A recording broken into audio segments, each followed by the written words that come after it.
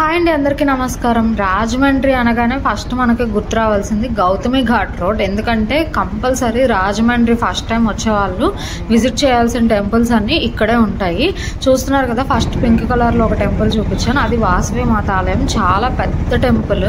ఇక్కడ వచ్చేసి మనకి మహంకాళేశ్వర ఆలయం పక్కనే ఉంటుంది. ఫస్ట్ వచ్చేసి మనకి ఇస్కాన్ ఉంటుంది, అది దాటాక వాసవి మాత ఆలయం, తర్వాత ఈ మహంకాళేశ్వర ఆలయం. అన్నీ ఒకటే రోడ్లో పక్కనే మనకి గోదావరి నది ఒడ్డున ఉంటాయన్నమాట. సో నేను ముందు వ్లాగ్లో మీకు మహంకాళేశ్వర ఆలయం అయితే చూపించేశాను. ఇప్పుడు నెక్స్ట్ దాని పక్కన ఉండే పుష్కరిణి చూపిస్తున్నాను. మధ్యలో మనకి గోశాల కూడా ఉంటుంది, కొత్తగా కన్స్ట్రక్షన్ చేస్తున్నారు. టెంపుల్ అయితే 100% కన్స్ట్రక్షన్ పూర్తి అవ్వలేదు, అంటే టెంపుల్ పూర్తయింది కానీ చుట్టుపక్కల వేరే పనులన్నీ కూడా ఇంకా ఇప్పుడు చేస్తున్నారు అనమాట. చూస్తున్నారు కదా, ఇది పుష్కరిణి కన్స్ట్రక్షన్ అవుతూ ఉంది. సో మొత్తం పూర్తయిపోతే మాత్రం కన్నుల విందుగా ఉంటుందని చెప్పుకోవచ్చు. చాలా పెద్దది, నీట్గా కడుతున్నారు.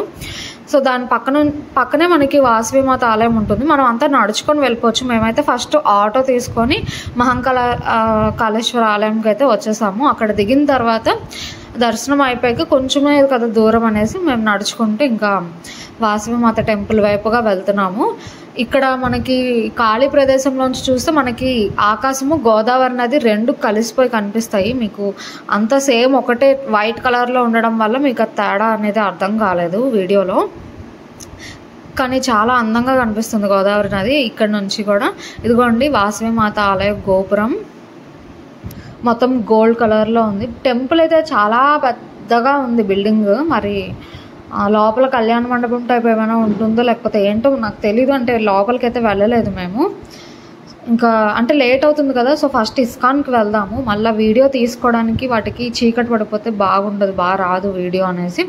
సో ఫస్ట్ ఇస్కాన్కి అయితే వెళ్తున్నాము. చూస్తున్నారు కదా, ఈ ఫారినర్స్ కూడా వచ్చారు. వాళ్ళు కూడా ఇస్కాన్ దర్శనం చేసేసుకొని ఇంక ఇటు వస్తున్నట్టున్నారు మహంకాళేశ్వర టెంపుల్కి. సో ఇప్పుడు మేమైతే ఇస్కాన్ దగ్గరికి వస్తాం. చూస్తున్నాం కదా, పక్కనే ఉంది ఇస్కాన్, అన్నీ పక్కనే ఉంటాయి. సో ఇది దర్శనం అయిపోయాక మేము ఆటో వాళ్ళకి కాల్ చేస్తాం. మళ్ళీ ఆటో అతను వచ్చి మమ్మల్ని పిక్ చేసుకొని మాకు హోటల్ రూమ్ దగ్గర దించేశారు.